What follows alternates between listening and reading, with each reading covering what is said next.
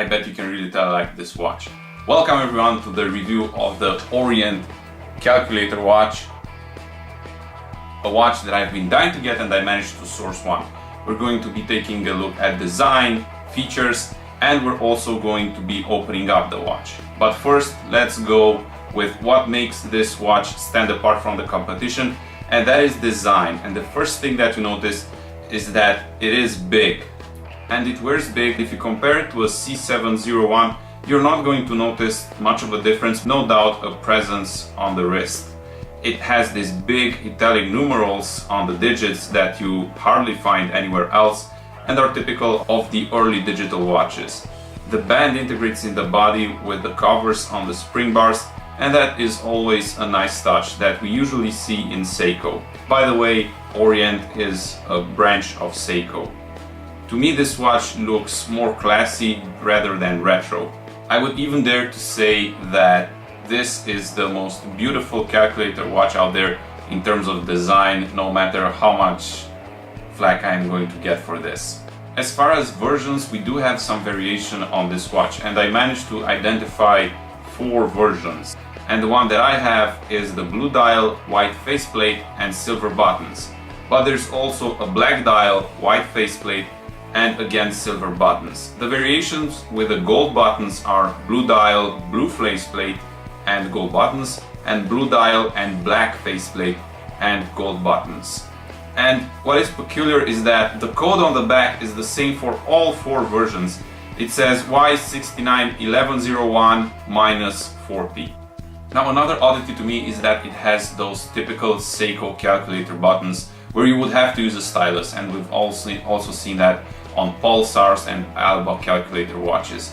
And it does not have a stylus that is integrated in the band like we've seen with the Alba watches, so it makes me wonder if it was shipped with a special stylus or you would have to act on the buttons with a ballpoint pen.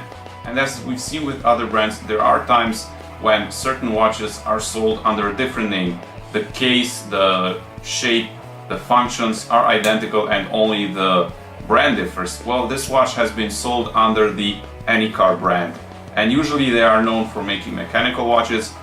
They may have made some digitals in their history, but this is the only occurrence where I can see that this calculator watch from Orient is being sold under a different name.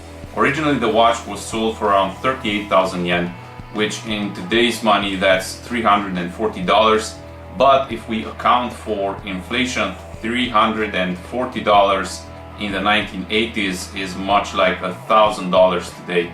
So you can imagine that this watch was being sold at about $1,000 back in the beginning of the 80s. And the watch is either from the beginning of the 80s or late 70s. There is no date code on the back, but from the construction and the innards of the watch, I am assuming that year. So since we're also talking right now about the innards of the watch, let's get to opening this and see what's inside. Now this is one of the most peculiar watches I've worked with, and that is because of the way the back is held in place. To take off the back, you have to first take off the band, and you will often see this type of watch with scrapes along the side when somebody took a pocket knife trying to pry open the back, but they haven't succeeded, so that's how you get the scratches. Now I'm going to show you the proper way to open this watch. First, we have to take off the band, the bracelet,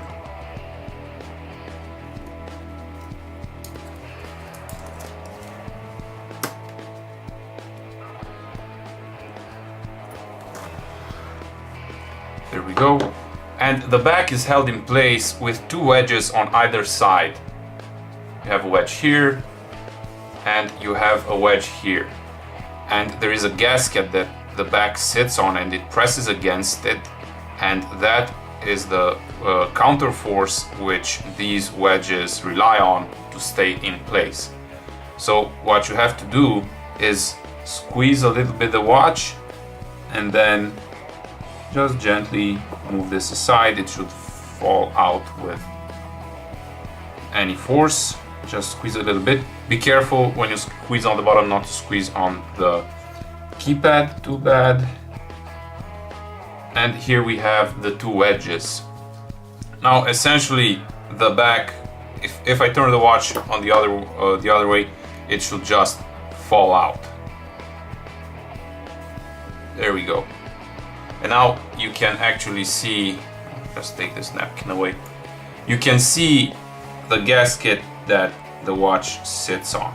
So this is the outer case, and you can see there we have the contact for the zebra strip, which transmits all of the inputs you do from the keyboard and sends them to the module.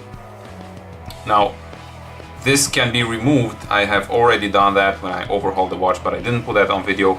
This can be removed by tapping on the two screws, and this is a one-piece unit and it will just fall out. It's basically friction fit into the case. The module is unlike the modules that I've seen in the Casio watches thus far, in the sense that the batteries sit on this side and there is no board here. The entire board sits right there, and I'm going to take this off so you can see what I mean.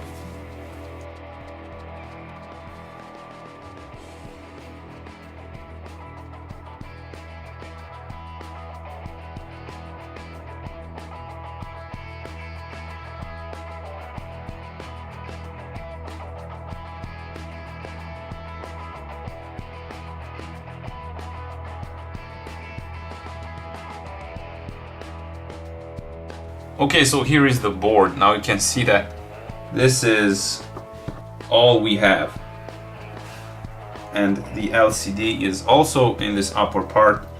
This is a laminated piece of plastic. It's laminated with copper such that the watch can pick up the signals from the keyboard, and that's all that it serves. This picks up the signals from the keyboard. Everything is here, and I will just gently lift this up. You can see that it's ceramic, something that is really unusual, which actually tells us that this watch has been manufactured somewhere either at the end of the 70s or beginning of the 80s. And basically this is all we have in terms of module. Again, I'm very impressed about the size of the module. It's a single piece, and for comparison, here we have a board from a Casio calculator watch. This is a defective board, and we can see the difference in size. And that has been the disassembly of the Orient calculator watch.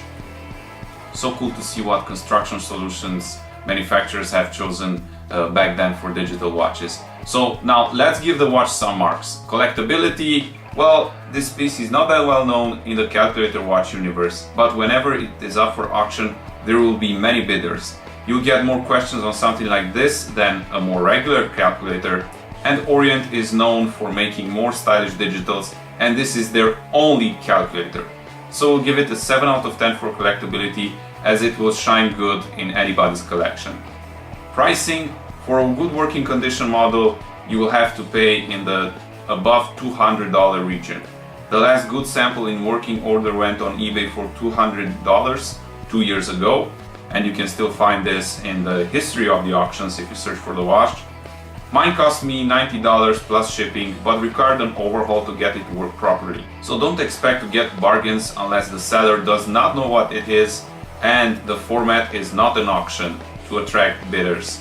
5 out of 10 for pricing, as they are not that cheap. In the availability department, things don't look good. This will pop up on eBay once a year if you are lucky. References online are scarce as well and are very old. You would have better luck on a Japanese website to find one in their auctions, so we'll give it a 3 out of 10 for availability. Thanks for watching this review with me. If you liked it, give it a thumbs up and do subscribe to the channel, as I try to release digital watch related videos as often as I can. And I'm curious on your opinion. Leave it in the comments below. Do you think that this watch is better looking than a Casio or the other ones in the competition?